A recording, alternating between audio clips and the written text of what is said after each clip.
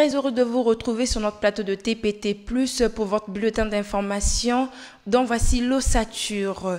Décédé le 11 décembre 2021, l'ancien ministre de la fonction publique et de la réforme de l'État, Gabriel Etia-Ebia, a été inhumé ce 5 janvier au cimetière du centre-ville. Peu avant sa mise en terre, un ultime hommage de la famille lui a été rendu au Palais des Congrès. Denis Sassou Nguesso, président de la République du Congo, chef de l'État, s'est incliné devant le corps sans vie de celui qui a été pendant plusieurs années son collaborateur.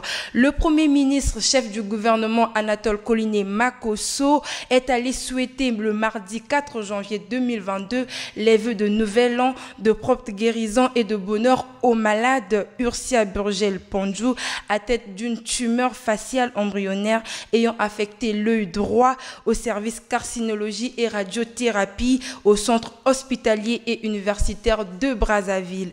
À Brazzaville, un incendie s'est déclaré dans la matinée du 4 janvier au complexe crèche pouponnière garderie à Mongali. Cet établissement appartenant au ministère des Affaires sociale et de l'action humanitaire accueille des enfants dont l'âge varie de 0 à 3 ans.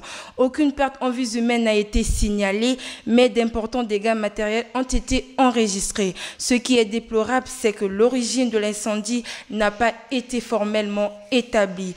En hydrocarbures, l'année 2022 vient avec son lot de problèmes. L'Organisation des pays exportateurs de pétrole fait face aux défis d'or noir après le choc de la crise sanitaire. Au cours d'une réunion tenue par visioconférence le 3 janvier sous la présidence congolaise de l'OPEP, le ministre des hydrocarbures Bruno Jean-Richard Itoa a insisté sur le dialogue entre les pays producteurs et les consommateurs en vue d'assurer l'équilibre du marché pétrolier.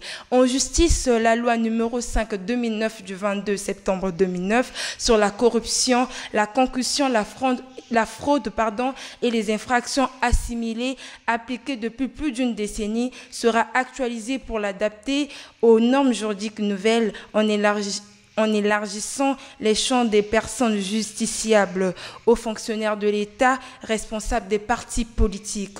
C'est ce qui ressort de la toute dernière réunion du Conseil des ministres de l'année 2021. C'est la fin de ce bulletin d'information. Mesdames, Messieurs, merci de nous avoir suivis. Demain jeudi, vous aurez sur ce plateau Madame Chancnel Isaka pour une nouvelle édition. Quant à moi, on se retrouve à une prochaine occasion. Au revoir.